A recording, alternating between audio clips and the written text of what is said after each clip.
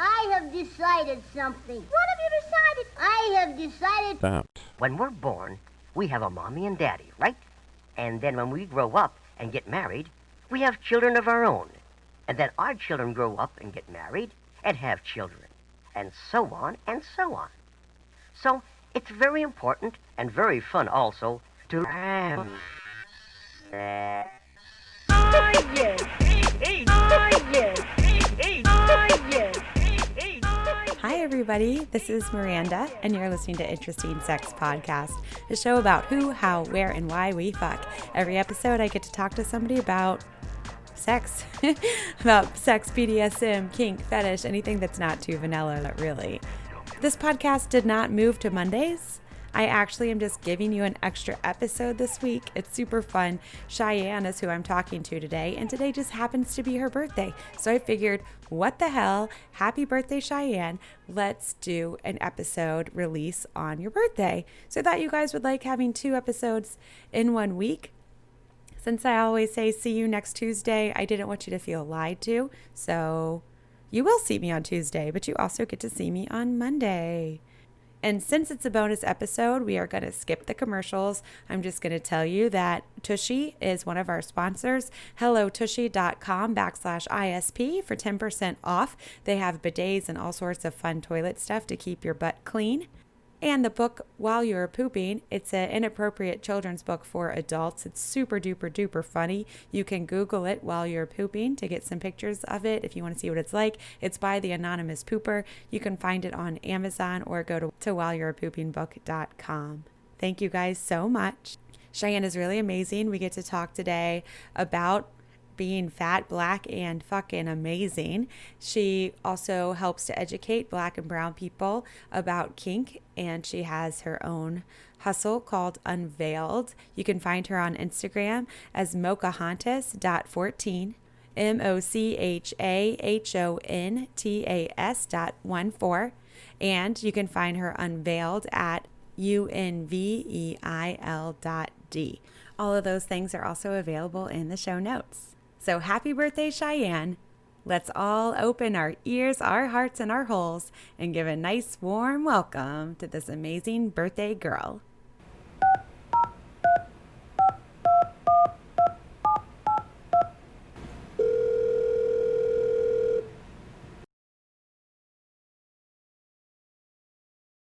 She, how are you? I'm so happy to talk to you today. I'm well. Thanks for asking. Thanks for being here. Thank you for having me. Yeah. Tell us a little bit about yourself so the listeners can know who we're talking to, and then we'll get into what you do, and then we'll have some super fun chats. Awesome. So I'm Cheyenne. I'm 25. Turning 26 on September 14th. So very soon. You'll be 26 when this episode is out. Fucking awesome. Yeah. Great birthday gift. Oh, can I curse, by the way? Yeah. Okay, perfect. Yeah. What do? I do a bunch of shit. So I just recently graduated from the new school with my master's in media studies. So I've been doing a bunch of freelance stuff. I'm a freelance journalist and brand designer / graphic designer. So I do a lot of helping people rebrand themselves to be the best them that they can be. In terms of my journalism or my journalistic career, I should say, I write a lot of articles about fatness and how it feels to be a fat black woman and owning my sexuality and just owning all parts of me, including my fatness and my blackness, and how I find that to be empowering, and I don't let oppressive forces put me in a place where I don't feel those things empower me or make me feel whole. So that's pretty much what I do on a professional side. On a personal side, I'm a cat mom. My cat's name is Quinn. She just turned 1 last month. I'm a huge anime aficionado, and I'm just a huge nerd in general, honestly. Yeah, I just like to talk. I like to talk about sex. I like to talk about how sex is important, how sex helps my community, how sex has kind of helped me become the person I am today. And that's also something that I try to incorporate in my work as well. Okay. You have a fun, slightly northern accent. Going to, where are you from? So I'm originally from Suffern, New York, so that's Rockland County. Okay. But I lived in Georgia for 6 years with my mom. So sometimes it comes out. It depends. And it may come out today, but it depends on what I'm talking about. But usually I have like this northern accent, but it's very interesting because sometimes it sounds northern, sometimes it doesn't. It depends on who I'm around and where I'm at. So you mentioned that you're a 25-year-old woman, so I'm guessing you identify as a female, but will you go ahead and Yes. tell everyone how you identify as a person on the Earth, planet Earth, and how you identify sexually, if at all? Okay. Well, this is something I've been like grappling with, honestly. Well, I do identify as a woman, so my pronouns are she, her, hers. I'm actually dealing with my sexuality currently because I do identify as queer. I'm not openly queer, but I will say that. And that's something that I've been working on myself to see how I want to explore that. For the most part, most of my adult life, I've been saying I'm pansexual, but I'm now starting to identify as queer because I don't really fucking know. So I'm just going with it, and it's been great. And I think one thing about this pandemic is it has really helped me sit with myself and try to figure out how I identify. I consider myself to be both sex and kink positive. These are things that I've pretty much always have been. At first, it hasn't been as overt because, I was younger. I was a teen trying to figure out my own sexuality and just trying to explore that. Like, I remember as a teenager, I would watch porn a lot or I'd read a lot. I was actually reading more erotica than I was porn at the time when I was in my teens. When I was 17, 18, I was even writing like erotic fan fiction. And that was like a big component of like my later teen years. And then realizing now, looking back, I'm like, oh, wow. So maybe I have been sex positive all this time and I just haven't really tapped into it until I became an adult. You don't even know any difference until society tells you something's right or wrong. Right. And you start to question it. But before that, it's just who you are. Right. Of course. In terms of my kink positivity, like that's something I've grown into as an adult. Mostly I started engaging in kink when I was 18. I actually didn't start having sex until I was 20, but I started exploring kink, like having I had an online dom when I was 18. Hot ass mess express. Honestly, like a hot ass mess. He was fucking weird, man, and he was just very like abusive and controlling. But then I realized I wanted to explore kink more, but the healthier sides of it, and trying to find ways to cultivate healthy relationships with things that people in society don't normally view as healthy, even though it is and can be. Anything can be healthy or unhealthy. It's just how you choose to navigate it and how you choose to allow other people to navigate that space with you. So I joined like a lot of different like fetish sites and stuff, and I talk about this too in my articles, and how like I met a lot of friends. Like one of my close friends, I actually met on a fetish site. And at first I was trying to date her because I thought she was really cute, but then we ended up just being friends and I was still cool with that. But I will say that I learned a lot about myself in the kink lifestyle and just sex in general. And so that's one thing that has really helped me move forward into my own womanhood. Awesome. You said that you identify as queer, but you're not openly queer. Right. But yet you'll say it on a podcast that you're queer. So are you not openly queer with like your friends and family? My family.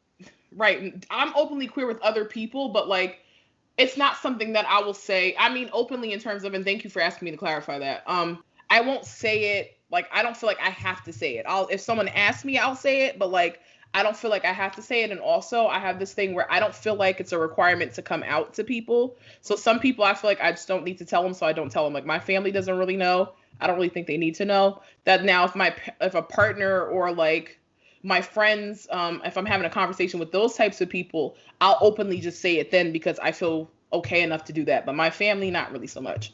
Yeah. You're completely gorgeous. Beautiful smile, like beautiful hair, beautiful. You're just beautiful. What is your Instagram and stuff like that so people can see you? So my Instagram is mochahantas.14. So that's MOCHA HONTAS 14. Sometimes I fuck my own Instagram handle up and I have to kind of backtrack and figure out did I put an A or an O? So yeah, it's mochahantas MOCHAHONTAS 14. That's on Instagram. I'll have it in the show notes as well so people can find you that way if they don't remember. My kink Twitter is @FedUpFatSwitch. Because I have this segment that I do for my podcast sometimes called Fed Up Fat Bitch. So I've been playing around with this whole identity where like I'm accepting me being angry, fat, and black, and I'm okay with it and me expressing myself. So you went from Sailor Moon into writing erotic stories before you even ever had sex. So how do you ever read back your erotic stories before you were sexual? Yo, I remember. Okay, so I wrote like I wrote various ones, but they're usually about anime and video game characters because again, I'm a huge fucking nerd. So I remember I had this one epic. It was like how many chapters did it have? So I was a huge fanfiction.net head, and I was actually gaining a lot of popularity for my story. So I had this one story. I'm not sure if you're familiar with Final Fantasy. I've heard of it, but I've never seen or experienced it. Okay, so Final Fantasy, I actually hate this game, but I like this one iteration of it. It's Final Fantasy VII, which is like the most famous one. And a lot of times I would make these caricatures of myself in these stories, and it was obviously me. And like I would be actively having full blown out sex with these characters in this like made up world that I would make, and people loved the shit. Like I had a writing mentor. I've never fucking had sex before, so I'm like, what the fuck am I gonna say? Like I'm just gonna go based on what I've seen or what I've read. I've looked back recently, like I think at the beginning of quarantine, I went through this whole nostalgic period where I wanted to just look at old shit, like time capsule shit. And I read these stories and I'm like, wow, these are horrible. Very descriptive, horrible, and completely inaccurate representations of how sex even goes. Like I'm like, Cheyenne, what the fuck were you thinking? Like, what's going on? And I laughed so hard because it's like, at first I was embarrassed, but now I'm thinking this is funny as shit that I really even thought sex even was like this. But I will say that I do love how I had a level of creativity and even a level of like appreciation for kink, without even experiencing it. So that was something and me too. And being a natural born writer. Right. You still are a writer. So that's always been a part of your presence as well. So you call yourself as fat? Yes. Do you think, is that just like your preference, or you know how terms change and stuff? Do you think most people that are larger are fine with being called fat now, or that's a personal thing? I think any way you identify is a personal choice. A lot of people in the larger body community, they do identify as fat. Some people identify as plus size. Some people feel like plus size is a very normative term and that it's usually used for clothing, and it's really been like a not really for people. Some people just say larger bodied, some people say big bone, some people say stout. A lot of people, like older black fat people, say they're stout. So it's like, it depends. It all depends. I personally say fat because I feel like it's a reclamation of the word, because it's a word that a lot of people have used as derogatory, seen it as derogatory. And now I'm kind of reclaiming it to identify as it and hold power and weight, no pun intended, to it. So yeah, yes, I do identify as fat. And I have a lot of friends who are also fat activists or in those spaces who also identify as fat as well. What was it like being in high school? So you weren't sexually active in high school, but were you always larger growing up than your peers? Yes, I was always larger and my weight fluctuated. Right. When you started becoming sexually active, or even when you were 18 on these sites, when you got your online dom, did you feel like you were singled out by certain people for being fat? Okay, I think there's a huge shift now. So yes, when I first started, I didn't really get as much responses, or people didn't really look for me because I was fat. I feel like fatness was viewed very differently in like the mid 20s, like the last decade. I feel like fatness was viewed a lot differently than it is now. And so I was 18 in 2013. So at that time, stores were just getting plus size clothing. People were just starting to recognize fat people as actually people in some regard. Well, people enough where you have to dress them. So a body that needs to be dressed, but dressed poorly. So there was still like a lot of tension between straight sizes and fats. A straight size person is a person that's not plus size. So someone that's considered skinny or smaller, I should say. I wasn't really getting a lot of, attention. And only certain people would want to talk to me. But a lot of people, one thing that a lot of people always liked about me is the way, because at that point, I wasn't really seeing people in person. I was just in a lot of chat rooms. So like a lot of people liked the way how witty I was, or the way I wrote things. And if there was a voice option and they wanted me to speak, a lot of people liked my voice too. So it was like I was using other facets of myself to kind of communicate with other people, because I was not really comfortable with showing my body. So that's why I didn't always have a lot of pictures on these sites. But then once I started having sex, I noticed that there was a shift, because I don't know if people just knew that I lost my fucking virginity or whatever, but like finally they decided to want to like talk to me, and maybe it's because I felt more confident as I had sex. And I started posting more pictures of myself, and I started feeling more comfortable with my body. So I started sharing more of myself, and that's when I started seeing more people talk to me. But the issue was that a lot of times these, and like most things, these fetish sites are like inundated with a bunch of white people. And so I was constantly in this weird space of trying to find my tribe, but also feeling lost in everything, because it's like there's a lot of white people, and I felt like a lot of doors were closed to me because they didn't want to, accept me for being a fat black woman. But at the same time, on the flip side, there's a lot of fetishization too, where a lot of times a lot of white men, and still now to this day, a lot of white men and like their subs or like their others would come to me and say, hey, like, we love how voluptuous and how beautiful your skin is, and how big you are, and we want to do X, Y, and Z to you. Like, so I get that a lot too. So I'm definitely noticing as I continue deeper and deeper into my own sex exploration that I'm getting more of the fetish side, the fetishization side, and less of the, oh, ew, you're fat, I don't want to deal with you. And maybe it's because we're shifting into a space where people are being held accountable for how they treat fat people, but they still want to reap the benefits of us. So they're not fully at a place where they want to accept that they're treating us like shit, because fetishizing someone, in my opinion, is still treating them like shit. It still comes from a place of phobia. Do you ever feel like engaging sexually with those people, or do you get upset and you're like, you don't know me, you know nothing about me? I'm just at a point where I just block and report people. I don't even entertain the bullshit, because it's like I know my worth, and I want to be held to a certain standard, and I held other people to a certain standard. So I'm like at a point where at first I felt like I had to engage in these people because I didn't know any better, until I met other fat people in the space. They were like, nah, sis, you don't have to put up with this bullshit. Like, that's not how we do things around here. Like, I had to learn through my own experiences on how I wanted to be treated as a fat person, as a sexual person, as a person in general. So I will say that at one point I used to be like, well, why are you, I used to ask questions like, why do you think this is okay? Or like, or like, what am I doing wrong to attract these types of people? But then I'm realizing now it's like, well, fuck it. They're just out here doing whatever they want to do. So why don't I be out here doing whatever I want to do? So that's how I decided, you know what? Fuck that noise. I'm not dealing with that shit. I'm going to do me, and I'm going to hold myself to a certain standard so that I can respect myself and demand respect. This is kind of an awkward question, which I like to do. Do you think there were requests that these people that were like fetishizing you were asking and saying the things that they wanted to do to you? Do you think those were they anything that was specific or different because of your size? So recently on Tinder, this man has said to me, I hope you're bigger in person.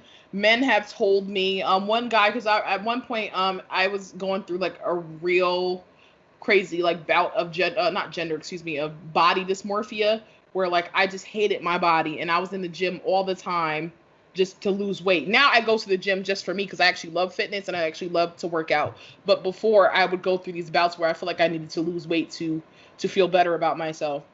So I told this one guy, I'm in the process of losing weight. He didn't even let me finish the conversation. He was like, no. I don't want you to lose weight because I want to feed you and get, maybe even get you fatter. And I want to just give you all the food in my refrigerator, like just crazy feeder shit. And I'm not really into feeding, and I'm not trying to yuck anyone's yum, because that is something that people like to engage in, and I'm here for it if it's consensual. But for me, that just made me uncomfortable, because I didn't want to, I had issues with my body, and I didn't want people to keep bringing attention to it. A lot of people ask me to sit on their face. They don't even say hi. They don't even ask my name. They don't ask anything about me, nor do they read my profile. They ask me to sit on their face. So that's been consistent all across the board, honestly. So that's something that I'm just used to at this point. It's annoying, but I'm used to it. One man said he wanted to eat food off of my rolls. Like, I've gotten a lot of crazy like messages and shit from people. Absolutely. I hate, honestly, I'm in a space now where I just want to delete all the dating apps and just not even bother anymore. Yeah. You have mentioned to me before some letters that stand for things like BBW and SSBBW. Okay. Can you go over some terms that will help people be more aware? Okay. Well, these are terms that they use a lot in like fetish spaces and fetishization spaces. So a BBW, well, a lot of times, depending on who you're talking to, it may mean different things. So sometimes it may mean big black woman. Sometimes it may mean a big beautiful woman. Usually it means big beautiful woman. Even like people like pop stars, like, well, rappers like Drake have even used these words in like his lyrics. Like he said I like my girls BBW, the kind that want to suck you dry and eat some lunch with you. So he even brought more light to that. An SSBBW is a supersized big beautiful woman or a big black woman, depending on what space you're in. So basically a BBW would just, I guess in my opinion, would be your standard fat person, and then supersize would just be a larger fat person. Currently, one of the things that you're passionate about is bringing kink awareness and community into Black and brown lives. Right. Can you tell me a little bit about, like, I didn't realize before that the kink community was kind of closed off to other colors. Can you go over a little bit about that? Oh, absolutely. I'm at a point in my life now where I've kind of been at this point, but I think I'm just at a point now where I'm actually okay with it. I can't really date vanilla anymore. It's very difficult to just have like a vanilla relationship with no kink involved, because that's something that I really enjoy and I would like for my partner to enjoy as well. So I don't want to be in a kink dynamic 24/7, but I would like to have kink elements to like my sex life and even my romantic life. So most of the times I do tend to go with apps or dating apps that are sex and kink positive, because that's the type of partner I'm looking for. But at the same time, a lot of times they don't have a lot of Black and brown people who are openly on these sites, primarily because a lot of these sites have been created for, by, and with white people in mind. So it's very difficult to navigate a space where it's closed off and it's not open to you because of your color. And then on top of that, some spaces don't even allow you to be in those spaces because you're a larger body. So for me, there's multiple strikes against me because I'm fat, Black, and I'm a woman. And a lot of times that can be very difficult to, be in a space that you want to be in, because especially if someone of privilege is making this space and it's not made for you. So that being said, I decided to make Unveil.d because a lot of my Black and brown friends who are also in kink had the same sentiments as I did. And they're like, yo, like we go on these apps, like we go on FetLife and we go on Field and we go on all these other things, and we really can't find anyone. And a lot of times when we do find people, they're specifically looking to be fetishized by white people. So it's very hard to find a community where I can really grow and enjoy it, because they're just not looking for that. So I said, you know what, let me make something. So I made Unveil.d, and Unveil.d is a kink and sex positive startup, I would say, now for Black and brown people to basically, it's not sex focused, because at the end of the day, I feel like sex is important, but I feel like we have other issues around sex that we need to talk about too, so that we can get to the fun stuff. That's how I look at it. Get through the hard stuff first, get to the fun stuff later. So we can talk about these things and be open about it.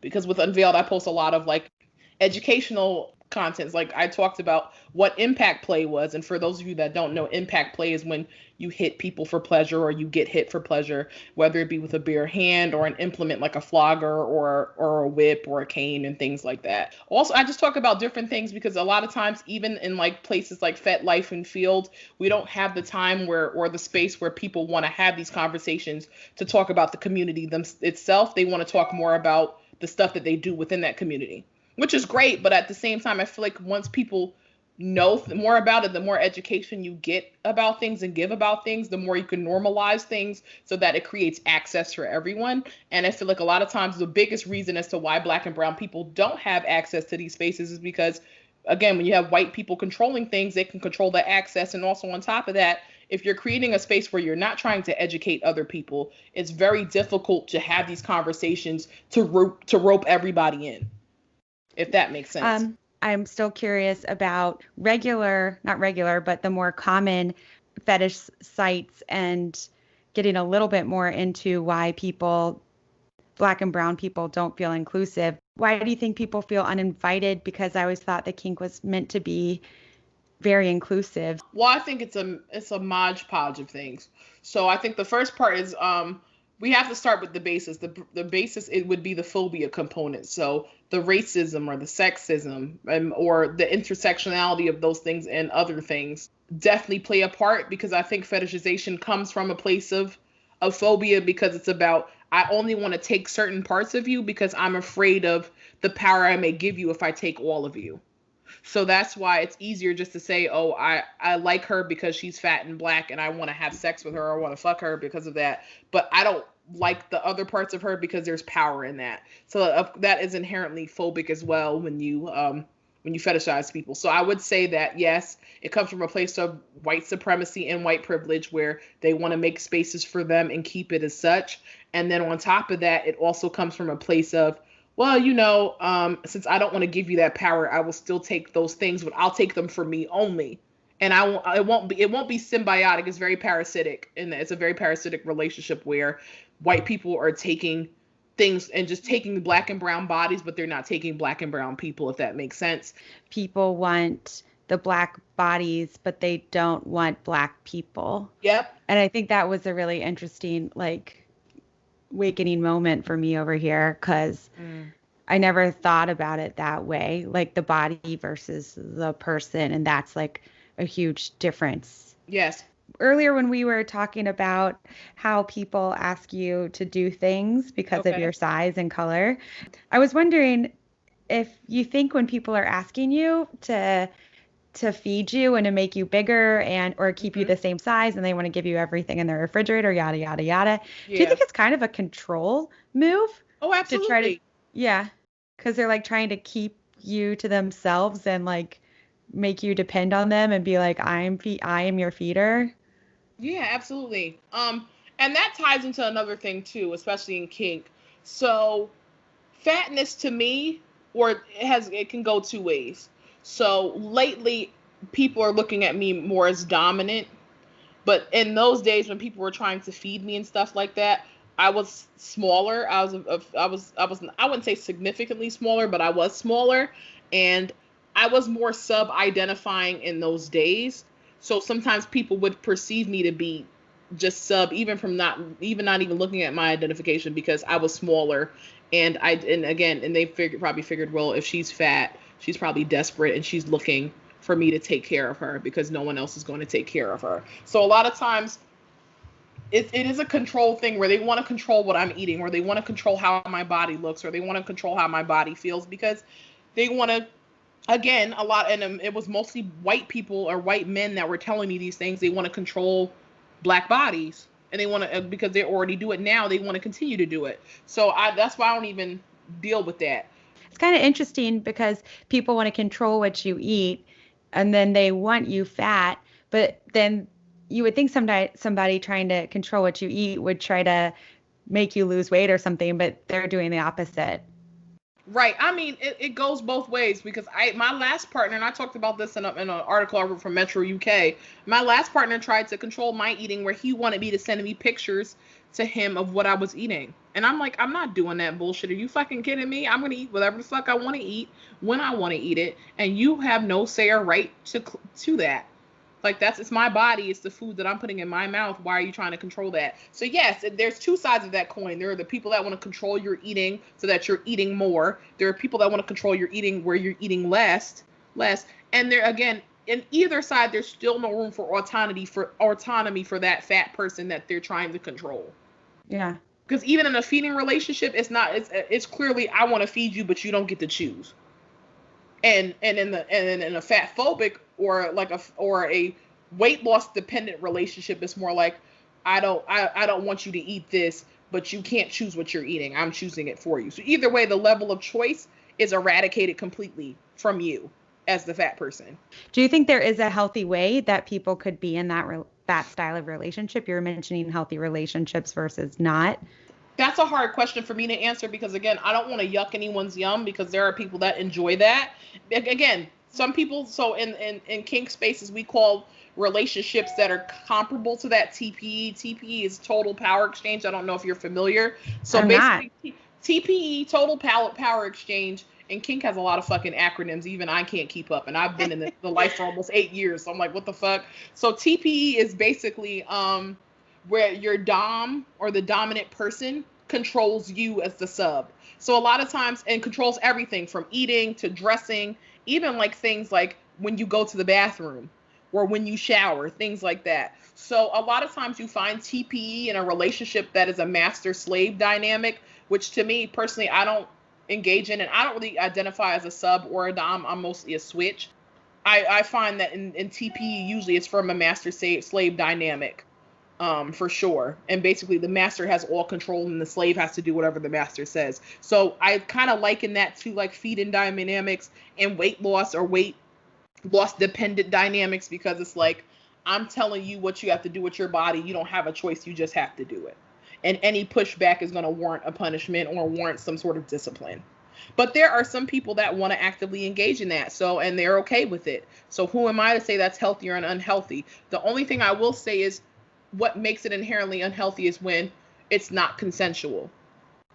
Because it's like you didn't choose to do that. But if you're trying to impose something on me and I'm telling you I don't want to do it, that's inherently unhealthy. But if a person wants to do it, hey, I guess, listen, what's good for the goose is good for the gander. I'm all for it as long as you're understanding what that entails for you and how you want to navigate that. Sometimes I do like to have a partner where they tell me they want me to do things and I can be a brat about it, which I usually am 90% of the time, and say, you know what, fuck it, I'm not doing that, make me. So like, but that's just my personality. Like I like, yeah, you're a brat anyway. Yeah, I'm a brat anyway, so whatever. I don't know, it's all contingent upon what the all parties want to do, and if it's consensual for all parties, not just one. Yeah, this is though the part where I think it gets a little fishy. It is where when you said earlier that you were engaging in these conversations with people when you were younger because you thought you had to, or you just thought that was the way it was. And so I think that that is where it gets hard, because people think that they're saying yes to somebody and it is consensual, but they're in an unhealthy space because they don't know what they want yet, or what it even looks like to be in a healthier relationship. Right. I agree.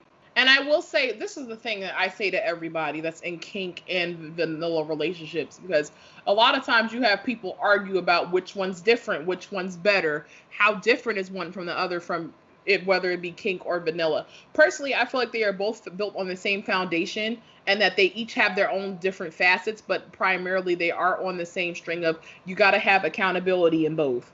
You got to have respect in both. You have to have consent in both. You can be non-monogamous in vanilla. You can be monogamous and kinky. Like, they both have things that they share and that that is supposed to exist there, and that's okay. Both types of relationships get fishy when you have partners that are more experienced, primarily men. I feel like in both spaces, there's a lot of times where you have experienced partners where they notice and smell from a mile away that you are an inexperienced person trying to understand what kink is or what sex is, and they take advantage of that. Do you have any advice if somebody's listening to this show and they're thinking about entering into a relationship because they're curious about submissive or domination? Okay. Do you have like advice for people that are new? So the first thing is, as a sub, and for both subs and doms, I feel like you should get a mentor. I think you should find someone in the same, and even with a dom, like find someone in the same DS position as you who can tell you the ins and outs of the position. Like, what does it mean to be a sub? What does it mean to submit to somebody? How does submission mean it's your choice? Like, and what does submission look like with different partners? Or how do you want to exhibit submission? Because submission could be anything from, he's telling me to cook his dinner, so I'm going to do it. Or it can be as little as, he wants me to, do certain things when he's home, or they're home. I'm saying he because in my case, usually doms that I've had have been male. Or you could be submissive just by making the bed every morning and making him coffee every day. Some people, like, I have friends that are into domestic submission. I'm personally not. Submission can be as big as, I want you to tell me to do everything and I'll do everything for you. So that there's levels to this. So it's good to have someone that's been where you've been to really tell you how to do things. Also, I think you should have a mentor that's not the same DS position of you, so you can learn what's expected of you from your partner. Because when I was a sub, I've had a dom mentor or a dominant mentor, and I wasn't even doing anything with them. I was just like, hey, like, can you explain to me how this goes in like a kink dynamic, or what can I expect from a dom that I can trust, or a dom that I can, that I can allow dominate me? Because again, submission is not It's not given, it's earned. Like, you earn submission from your partner, and they give it to you based on how you treat them. It's not supposed to be something that you can demand submission if that's something that you decided consensually. But at the end of the day, the sub holds the power because they're giving that to you. It's really truly a privilege to have someone's full submission. Well, that's when it becomes unhealthy, is when the sub doesn't feel like they have the power to stop, or they don't know that they can do that. Even as your dom's responsibility is to check in to see where you're at too. Again, there are a lot of times this is why aftercare is important. And for those of you that don't know what aftercare is after a scene or some level of rough play, you kind of unwind and just debrief and decompress and not even do anything sexual or kinky. Like, personally, aftercare for me is playing video games and eating sushi. One of my favorite things to do after like any kink experience, or going for a walk, or watching anime, or eating your favorite meal, or taking a hot bath. And if you did impact play, maybe your dom can rub like your bruises with aloe or something. So like, there's different ways to do to do aftercare, and that's essential. It's non-negotiable. Like, I think every dynamic should have a level of aftercare, especially for those moments. And it's because people are prone to drop. Do you know what drop is? So there's sub drop and dom drop. Okay. So sub drop is when you have like a drop or decrease in mood after an intense scene, and you can feel like depressed. Like, I remember one time with my last partner, I had sub drop so bad I cried for 6 hours, like straight. Like, I was just very like out of it because it was just a lot. Well, since I like to know about the actual sex and we haven't talked too much about that, can you tell me about the scene that occurred from? Yeah, this is wild. So I was having sex with him, and I was like, I want you to call me a fucking bitch. And I don't know why I said that. I was in it. So like, he called me that, and I was into it. But like, after I was done, I didn't even like think like, wow, damn, like that really like was a lot for me to even get to that place, because I'm usually not in that place. He didn't even check in on me to see where I was at. Also, my partner was 3 years younger than me. I was 25 at the time. He was 22. So I think a lot of it was just him being inexperienced. And he didn't really check in. And like, I cried, he still didn't check in. And also on top of that, whenever we had sex, like, he seemed very detached anyway. So a lot of times we didn't have like aftercare because he was just in his own head. And honestly speaking, sidebar, I didn't really like him anyway. I liked somebody else at the time, but I was only in with him because I was trying to assuage my feelings for a whole nother person, which is a whole nother conversation for a whole nother different podcast. In that moment, like, after I told him to call me a fucking bitch, like, I enjoyed it, but like, it was like, wow, I didn't have the aftercare that I needed. So I experienced sub drop, where like I cried for 6 hours, and then I ate some soup, and then I was all better after that. But I still remember that as one of my darker sexual experiences. Call you a bitch during it. We were just calling each other names. And like, and at that time, like, I hated him. Like, I don't know, something about him really just turned me off, because again, he was trying to get me to eat what he wanted me to eat. He was trying to get me to lose weight, but still wanting to lust after my body. So I was like, what the fuck? And then, what else? What else did he, like, it was just like, I was so angry at him. Like, I was just like, you're a fucking asshole. Like, I was just like cursing at him the whole time. Like, I was just so angry, but I was so turned on because I didn't know how to, like, I was like taking my anger and trying to make the sex cathartic, because I was just angry at him and I didn't know how to express it. Right. You know, when we're little, we learn like sticks and stones will break my bones, but words will never hurt me. But they fucking, it's like, fuck. Yeah. Like, fuck that. Stop teaching that to children. Words are very powerful. They are, and they stick with you. And you are affected by them. And yeah, you are. Sometimes I think you don't even realize, like you could call a friend a bitch or whatever, and it wouldn't be a big deal. Like, if you're playing around with one of your friends and you're like, bitch, that, bitch, what? Like, but there's different ways of saying things, and you didn't even realize how it was going to affect you until it happened. And then it's also scary because he probably said it very convincingly made you really feel that way. Miranda, that's the big part. And honestly speaking, it didn't feel playful. It felt too real. Right. No. And then like after a while and then I noticed like he would try, the other times we'd have sex, he would try to like sneak it in. And I'm like, but I didn't tell you to call me that. So it's like, do you really think I'm a fucking bitch? And I asked him that too. I'm like, I said, I know that I told you to say that one time because I was in a moment, but like, what's going on here, bro? And he was like, I don't know. I thought maybe that's what you want. I'm like, nah, you got to ask me first. Yeah. Like we kind of have Yeah, to we can be communicate. different every day. Right, because there's some days where I don't want to be called those things. Like I want to be called other stuff, like nicer stuff. Something that I wanted to talk to you about was you're really big into role play. Yes. Yep. So I kind of haven't really talked to really anybody about like severe, like not severe, but really intense, realistic role play. What kind of role play are you into and what does it look like? Okay. I mean, I've done the basic shit like, pretend to be the student and the teacher, that type of bullshit. Your everyday regular role play, which I like to do. I think it's fun because again, I used to do a lot of theater as a kid, and I think that's kind of rolled over into my adulthood, but it's kind of morphed into me wanting to do it with like my sexual side. So I do have a lot of fun like improving different characters or being different people in those spaces. Not in my real life, my waking life at this moment, but just in that. One role play that I definitely want to try, which I was gonna save for like my bucket list, but I'm just gonna say it now.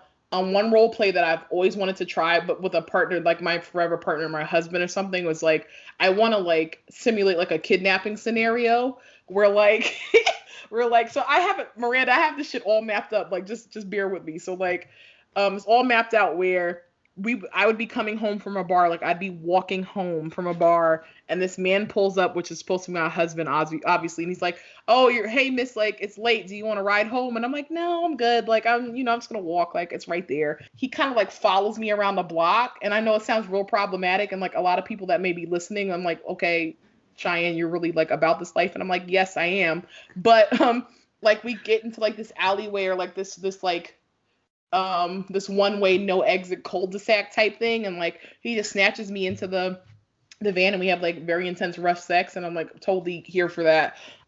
Do you have a schoolgirl skirt and everything? Oh, absolutely. I've been the teacher. I've also been the schoolgirl. Like I like to switch it up.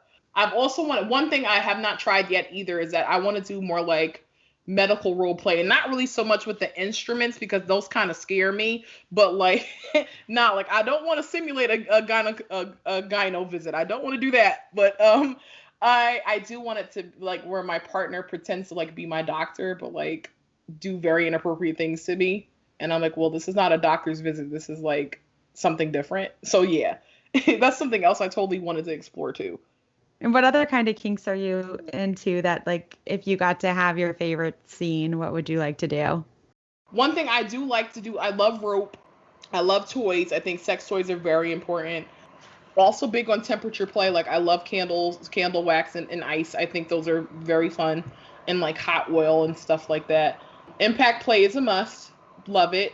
So the thing I like to do, especially in non-kink spaces to make them kinky, like I will press my partners for no reason. Like they'll say they want me to do something. I'm like, nah, I don't feel like doing that. Like I'm not gonna do it. Like, and just say it very matter of factly to the point where they just like, yo, like I want to choke you up at this point. And I'm all for it. Like I love like doing that to my partners to get them to a place where they're just fucking irritated and we have rough sex and then the world is made new again. Like a lot of kissing. I think kissing is important. COVID kind of fucked me up with that because I love to kiss. And I didn't love it at first, but I really, over the years, I've really grown to like love it. One big thing about me and sex, I feel like I really just like to have fun, and I really like to have like a lot of spontaneous sex. And have sex, I don't like to have sex just in a house or like in a bed. Like I like to have sex outside. One time I had sex like in this broad daylight at this park, a few towns over. We were my partner at the time and I were just like, you know what, let's have sex out here. And we just did it. It was fun. It was very thrilling. I've had sex in an airport parking lot in my car during a snowstorm. That was fucking fun too. Very specific, but it was a lot of fun. Mostly a lot of car sex. I had car sex at my partner's, one of my old partner's jobs. That was fun. I just like a lot of thrilling shit sometimes. I'm not really like an adrenaline seeker, but like that type of thrill is it gets to me. That's pretty much a lot the stuff that I'm really into in terms of like kink and sex. So I know you told me the bucket list of the kidnapping, but you already said it and we're coming up to the bucket list moment. So now you have to give us another thing that you haven't done before that you'd like to do. I want to have sex on an airplane. I'm not in the Mile High Club yet, but I want to. I want to have sex in a pool or like in any body of water. I'm really into water. Like I want to have like one of my goals is to go on a vacation. I know it sounds so fucking corny, but I want to go on a vacation with my partner and just have sex everywhere. That's something I want to do, especially after COVID, gets a lot better. Definitely something I need to do. I've been to play parties, but I've been to play parties at like people's houses. I want to go to one that's like an actual sex club. Like I've never actually been to one, and not have sex, just to go see what's going on. So those are my top things for sure. And you already told us about the kidnapping. Yes, that's my major one. Yeah. Awesome. Well, thank you so much for coming on and for sharing so much information with us.